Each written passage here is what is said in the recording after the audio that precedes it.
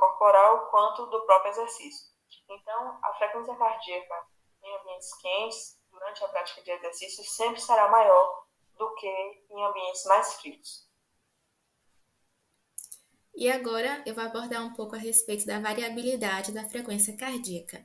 Então, a variabilidade, ela remete a uma oscilação existente nas repetições de sinais oriundas do coração.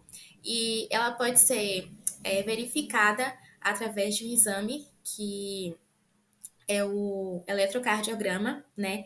E nisso a gente vai observar a alta frequência da variabilidade da frequência cardíaca, que ela vai apresentar, né, uma alta variabilidade. E em contrapartida, também podemos observar a baixa variabilidade da frequência cardíaca, né? Que consequentemente a gente vai observar a baixa variabilidade. E comparando os dois, a gente pode notar que a alta variabilidade da frequência cardíaca é muito melhor, né? Muito mais positivo, porque isso mostra a alta capacidade de adaptação cardíaca que o indivíduo pode apresentar. Enquanto a baixa variabilidade ela indica a existência de um desequilíbrio na regulação autônoma. E é importante também ressaltar que o sistema nervoso autônomo ele é responsável por regular a frequência cardíaca. E agora eu vou destrinchar um pouco, né, sobre o sistema nervoso simpático e o parasimpático. Então, o sistema nervoso simpático ele vai ser responsável pelo aumento da frequência cardíaca e pela baixa frequência de oscilação dos batimentos cardíacos. E ele não tem de fato a função de regular a frequência cardíaca, apenas de aumentar os batimentos cardíacos em situações de luta ou fuga. Já o parasimpático, ele vai ser responsável pela baixa frequência cardíaca e pela alta frequência de oscilação. Isso ocorre quando o indivíduo ele está em repouso. E a importância fisiológica que essa variabilidade ela apresenta é que ela está associada ao fato de a variação do tempo entre os batimentos cardíacos refletir o equilíbrio autônomo e também ele é uma excelente ferramenta de triagem que não é invasiva para o indivíduo, então ela é muito positiva em relação a isso, né? E o indivíduo que apresenta uma alta variabilidade, ele também vai apresentar um alto tônus vagal e também melhor desenvolvimento do sistema nervoso parasimpático. E é importante também a gente frisar que a baixa variabilidade ela pode trazer algumas consequências, né? E há fatores que podem influenciar no equilíbrio entre os sistemas nervoso simpático e parasimpático, que esse equilíbrio, né, do sistema nervoso simpático e parasimpático também é conhecido como equilíbrio simpato-vagal. E esses fatores que acabam influenciando são o avanço da idade e também condições patológicas que estão associados a uma diminuição no tônus parasimpático ou um aumento da descarga do sistema nervoso simpático. E os principais pacientes que são acometidos por essa diminuição da variabilidade da frequência cardíaca são os que sofrem de depressão, de hipertensão e também de cardiopatia. E há muitas pesquisas atualmente que indicam que a falta de exercício promove a uma diminuição da variabilidade da frequência cardíaca, enquanto a prática regular ela pode apresentar, né, resultados muito positivos na vida da pessoa. Então, por isso que muitos médicos eles sempre incentivam, né, não só médicos, mas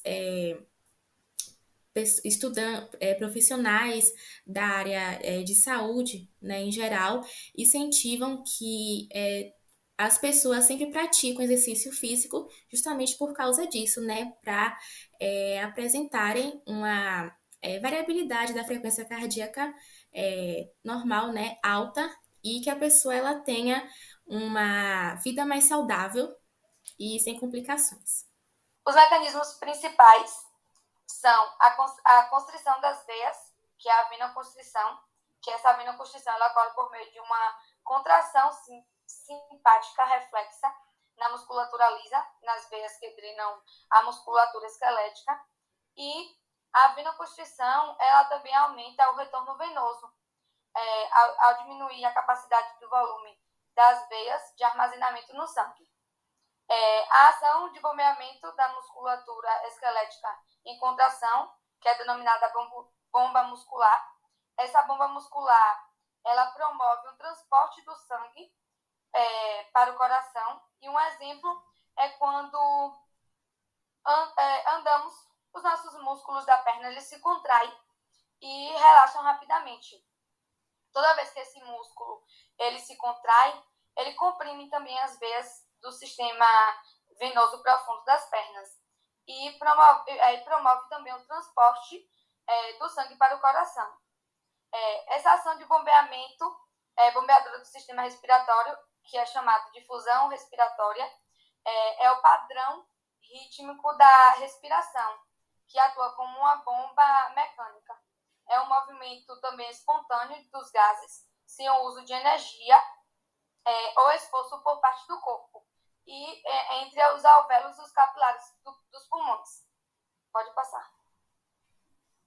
Nessa figura aqui eu trouxe esse gráfico que mostra a relação que existe entre o volume diastólico final ventricular e o volume sistólico, que dá para perceber aqui o aumento dos volumes sistólicos quando o retorno venoso aumenta e atinge valores acima do nível de repouso normal. E vale ressaltar também que há uma segunda variável que afeta esse volume sistólico, que é a pressão aórtica. Essa pressão ela é também chamada de pós-carga, que representa na barreira a ejeção de sangue a partir dos ventrículos, e o volume sistólico ele é inversamente proporcional a essa pós-carga. O aumento dessa pressão aórtica ele produz uma diminuição do volume sistólico. E o último fator, né, o último fator que influencia nesse volume sistólico é o efeito dos catecolaminas circulares, que é uma estimulação simpática que é direta do coração pelos nervos acelerados cardíacos. E um exemplo é a adrenalina e a noradrenalina. A adrenalina e a noradrenalina ela aumenta, né, na entrada de cálcio extracelular na fibra miocárdica, ela aumenta e ativa faz uma ativação da ponte cruzada e na produção de força. Pode passar. E nessa imagem, relembrando o que eu já falei anteriormente,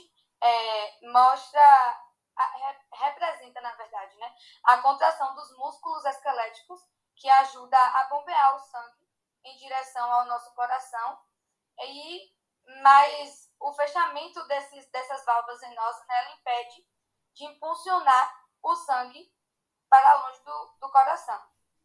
Espero que tenham gostado. Ficamos por aqui.